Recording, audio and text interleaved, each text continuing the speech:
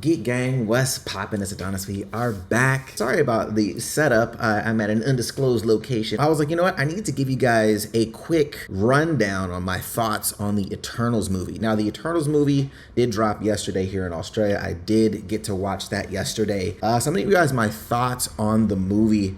We'll probably start without spoilers and then talk about some of the spoilers at the end of the review here. And also, I am testing out a 16-inch MacBook Pro M1 Max, 64 gigs, 4 terabytes of storage. I'm actually doing this off of this computer, so with the FaceTime camera and the microphone, because I don't have my actual studio equipment with me. So I want you guys to let me know how it sounds, things like that. Without further ado, let's get into the review of the movie. What are my thoughts, non-spoiler, with the Eternals? What was I expecting? What did it deliver? Now with this, my expectations going into the movie was kind of low. I was assuming we were gonna get a lot of lore, considering the fact that these characters are, you know, they're, at least how they presented them. Again, I'm not a huge Eternal comic book reader, so I'm not really knowledgeable on them, but how it positioned was it was going to be very like, world building, like on a cosmic level is what it seemed like. Okay, we're gonna get some other level of characters and we're gonna see how far back these characters go on the planet, why they're here. So I felt like we're gonna get a lot of that.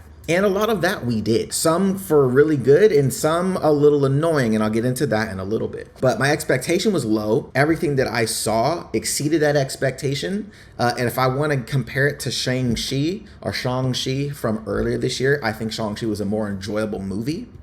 But you could argue that this was a better movie, though. Not necessarily storytelling, but maybe how some of the things were told. Some of the non-linear vibes, I really like that in movies anyways. So I do like that. But just the dynamic between characters and the big bad of the movie is not what you think. Especially going into the movie, you don't really know who the big bad is of the movie, who's the antagonist, who are the protagonists. Throughout the movie, it starts to kind of, unravel that it's way more complex than what I thought it was going to be. So I really enjoyed that. The characters I liked a lot. Now, forgive me, the names of all the characters and the actors that play them right now just escape me, so forgive me for that. However, I did like the characters quite a bit. I thought that it gave you a good sense of family, sense of camaraderie.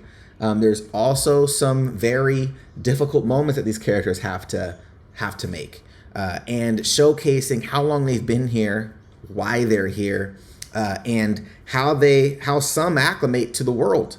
And what that means for the team, what that means for their mission. So there's a lot of really different types of challenges that we've really never seen from other MCU movies before in regards to the heroes. Usually it's big bad, we're the hero, we stop big bad, right? Or there's this event, we need to stop this event from happening, let's get our team together, right? This is not very straightforward, and I like that. It's very complex. You have a lot of emotion. You have love stories that are going on within that. You have this idea of, is humanity worth saving? There's a lot of like moral battles going on and battles of beliefs. Really dope. There was a lot of stuff in this that I thought was done really well. Cinematography was awesome, but I think just the characters themselves I really, really enjoyed. Now, set design was another thing that I was really looking forward to, and I think it delivered in some ways, and in other ways I thought it was a little, it was cool, right? It was one of those things where I was like, oh, we're gonna get a lot more cosmic stuff, and while we did, it primarily takes place on Earth, right? Like, so seeing that lack of cosmic stuff, I was hoping we were going to get more of that. It doesn't seem that in this movie that we're getting that, but there are alluding to other stuff coming in the future, so that is extremely exciting. In regards to, let's say, fight sequences, the action moments in here, the action moments were interesting. Some of them were really, really dope. I think in the sense of actual choreography, it was okay. It could have been better. And I think a lot of that as well is if this would have came out before Shang-Chi, maybe the level of the fight choreography wouldn't be that big of a deal. But because Shang-Chi now exists and we've all seen that movie, the fight choreography in that movie is the best in the MCU. So it's really hard to compare anything to it, outside of Winter Soldier. You know what I mean? So I think right now, as far as fight choreography and the fight sequences, we're probably looking at a good 6.5 out of 10 for me. And no, I don't grade things like school grades, so that's not a D. It's just a little more than average, right? Half of 10 is 5, which would be average. 6.5 is a little higher than average. So now in regards to CG was good, interesting at times, and very, very Superman inspired. I mean, it had Man of Steel vibes so much in certain moments that I was like, this had to be a nod. It just felt like this feels like a Clark moment. And they reference Clark, Superman, Batman, and Alfred in this movie, which is really interesting that they even did that. That was really cool. Now, it isn't saying that they exist in this world, but more so that they are comic book characters in this world, if that makes sense. So, which is really clever. It's a clever way of referencing, right? Because nobody really know who Alfred would be to Batman. You know what I'm saying?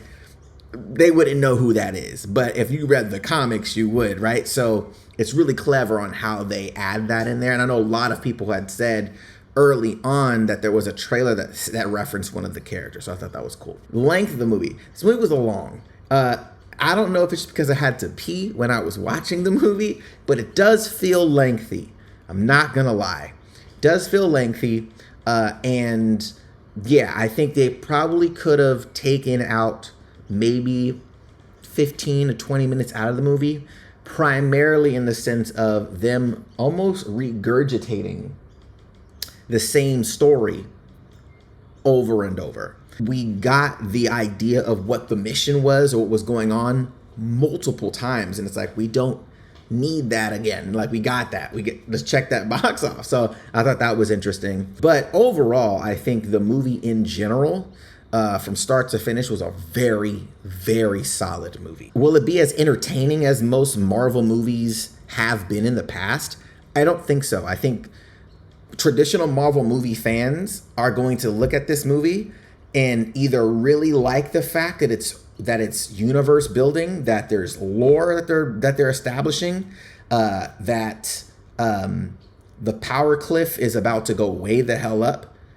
There's things in this movie that I think if you're into that, cool. But if you're a regular, I like the action and the comedy and that type of vibes in Marvel, this may be disappointing to you because it really isn't that kind of movie. It is a very different Marvel movie from start to finish. It doesn't feel, there's Marvel isms of it, but it doesn't feel like a traditional Marvel movie.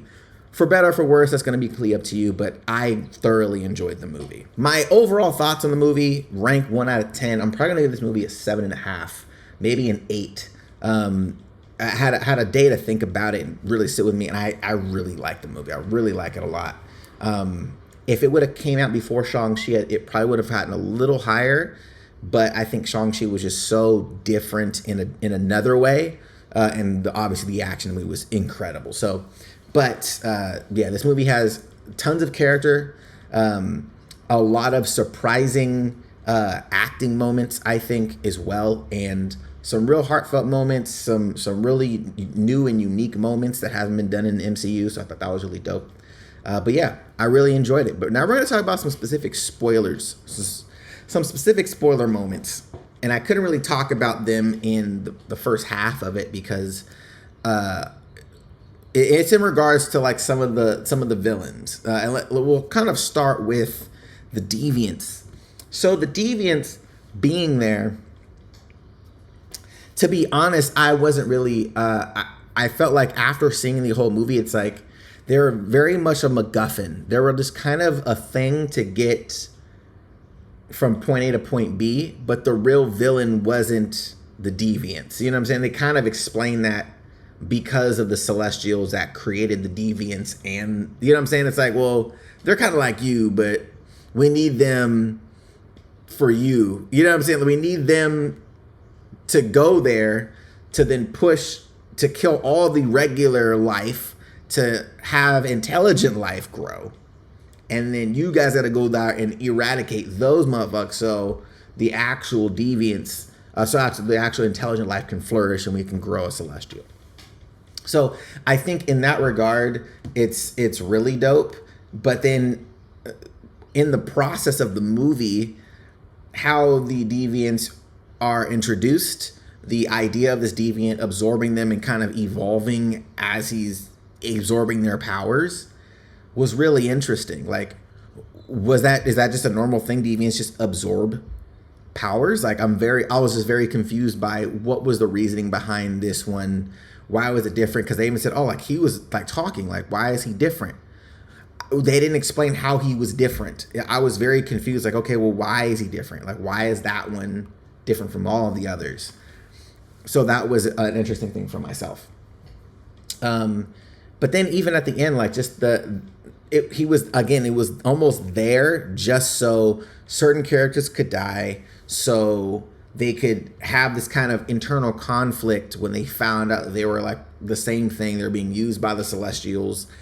You know what I'm saying? So because even when he got on his like, well, I'm here because I want to get vengeance on my kind. You guys have been killing my kind, blah, blah. And it's like, okay, but it just seemed very meh. Like it just didn't feel like it was a solid enough villain or a solid enough antagonist, I guess. But with that being said, some of the other stuff that was really cool. I did like the fact that how they utilize, I keep forgetting, is his name Icarus? I'm not sure, but how his flight was. He reminded me so much of Superman, like of Henry Cavill's Superman though, like just how his presence was. He felt very Henry Cavill, and I wonder if they ever referenced that or if he just had that like I want to have that vibe. He just felt like that to me. He almost felt like the Nightmare Superman. Like that's the energy I was getting from him, right? This is what it felt like. Cersei's character I really liked a lot. I thought her character was complex, wasn't boring.